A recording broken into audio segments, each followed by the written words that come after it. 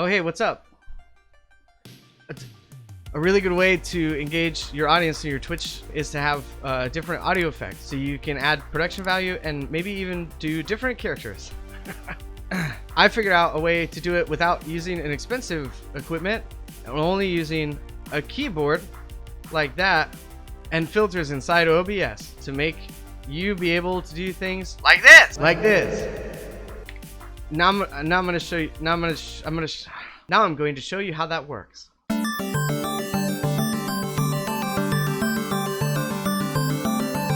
If you enjoyed this and you like the sounds that my keyboard makes it so that I can make them, I do stream on Twitches every Monday, Tuesday, and Friday and Saturday.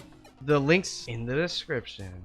So if you're wanting to do multiple effects but you can't afford $500 GoXLR Pro, then it's very easy to do what I did. It's basically using other filters that you mute and then unmute whenever you need to use them to give your voice an added effect. My dog's barking.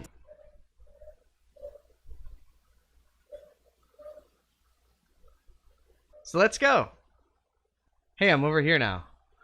So what I've done here is I have two different audio input captures that I put onto my OBS.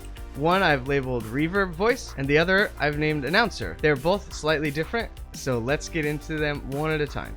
The first one I'm going to show you is something that's an additional voice effect to your actual voice going through the microphone, whatever that might be. I use it for reverb, but you can use it for whatever. So here you see reverb voice as a source for me. So what I did was went plus audio input capture, named it what I wanted to name it, and then hit OK. And then inside of the properties, I selected the same device. For me, it's 5 USB audio codec. For you, it's probably something different. After I made the source, this is the most important. Make sure you right click, then go to filters. Inside of filters, use whatever plugin you need to use to get the desired effect. I'm using Oral River. That's what it's called. So I've created the plugin interface and made the changes I would like. Right now, you can't hear it because of the next step.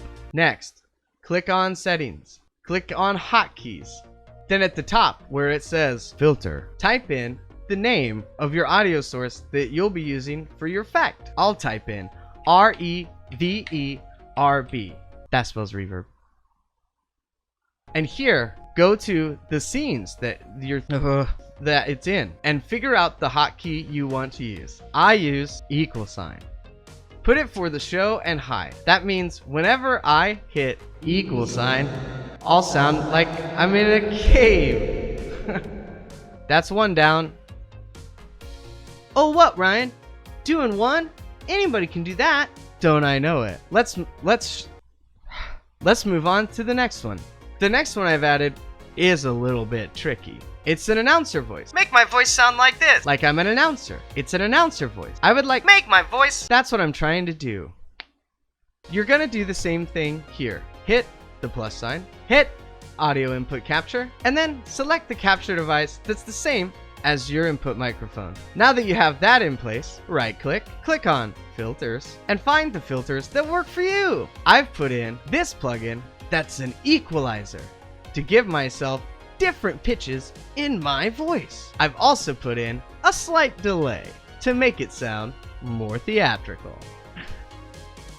Once you have your filters set up, this step is important. Click settings, hotkeys. You're going to want to scroll down to find your voice input. Mine is announcer. Here, I can select mute or unmute. I've put it as the scroll lock button. To put in a hotkey, just click into the box and then click the key you want to be your hotkey. And OBS does the rest, baby. An important thing to note that I've done here, since I don't want my actual voice to be in there the same way it is. I said the words wrong. Since I don't want my voice, since I don't want my main source of audio still in there, so my voice doesn't sound as clear with this effect, I've also put the mute and unmute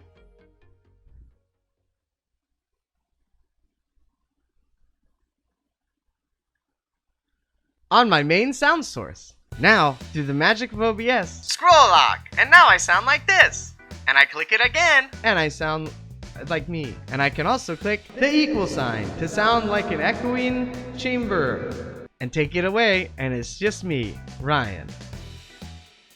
And you can keep adding those on as much as you need. I'm wearing a different shirt. I spilled refried beans on my other one. In summarizations, what you're doing is putting an additional audio input capture source inside of your scene on OBS, then making the device the same as your main audio input capture source for your voice. Add those filters on it to get the desired effect you want, and then put in a hotkey to mute and unmute or show and hide it. You can also put that same hotkey onto your main audio source for your voice, and that way it'll take it out when the new effect comes in. You can have multiple hotkeys on a certain source, like your main voice source.